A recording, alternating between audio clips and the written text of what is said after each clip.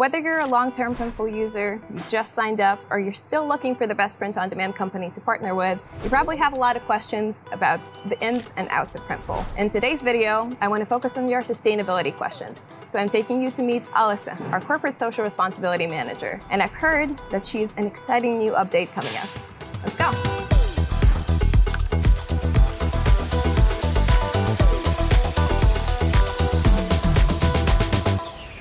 Let's first establish what we mean when we talk about sustainability and why it matters to us, why it matters to Printful. At Printful, our main goal is to make on-demand manufacturing the norm. Products are fulfilled only when somebody is placing an order, while conventional manufacturing produces things more than could be sold. And that leads to overproduction.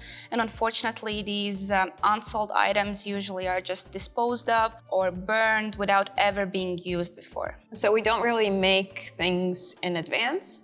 Exactly. Right. Okay. Yeah, so there's no extra stock. We don't produce more than people actually would buy. In our journey towards sustainability and what we've done, what are sort of the biggest milestones? What are the biggest things that we've achieved? Transparency is one of our core values. The things that we've done, for example, include adding supplier certificates to our product catalog, things that prove material content like organic cotton or recycled polyester. We've also added the source tab to our product catalog. This is a place where you can find information about country of origin for every product. We've done that to increase the transparency of our supply chain. We also defined what eco-friendly product means to us, what is the actual definition. So it explains what is the minimum content of organic or recycled material content.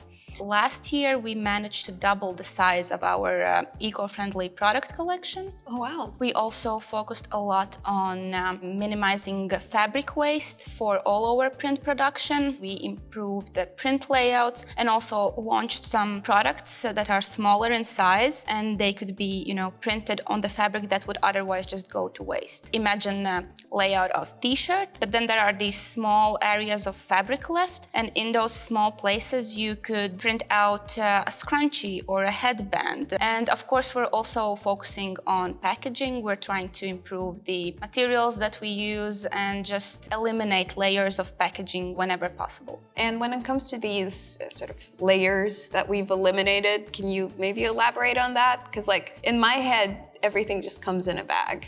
What else is there? It does. Obviously, you can't, ship product without packaging at all. But previously, there was always this transparent bag for all apparel products. But now, if we have a single item shipment, it will be just in the regular shipping bag without the transparent layer. The new changes are that we're switching to 90 to 100% post-consumer recycled plastic packaging, specifically in North America and for apparel products only. And what post-consumer recycled plastic essentially is, it's just the type of plastic that's recycled from everyday items that you or I would use. Things like plastic bottles or food containers, basically things like that. It's not a new material for Printful. We've been using post-consumer recycled plastic in our in-house facilities already before. We are using it now, actually. Just the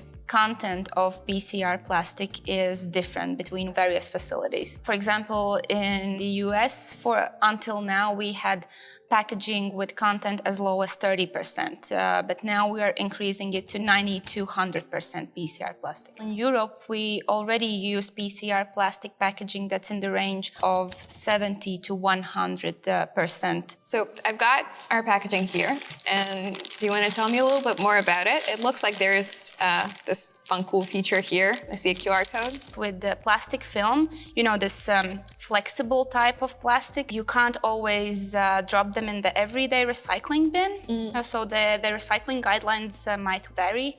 And usually you can drop this type of packaging in your nearest grocery stores, but you don't have to know by heart, these drop-off points. You can scan this code, the website opens, you just enter your address there, and it immediately shows you the nearest drop-off location point. Oh, wow. Okay. The guidelines you can find by scanning this QR code work for customers based in US and Canada. If you're selling in different regions, you don't have to worry because your customers can simply follow local recycling guidelines. And actually the best thing they can do is check in with their local waste management service provider. They will definitely know the answer. So we've picked PCR packaging. Were there any other options that we considered? And if yes, then why did we not choose them? The materials that we considered were bioplastics, compostable plastics, and also craft or paper materials. Usually craft and biodegradable materials, they sound like the obvious choice because they're made from plant-based materials. The thing is that the guidelines of recycling these materials are very different. There are some things that you can compost at home,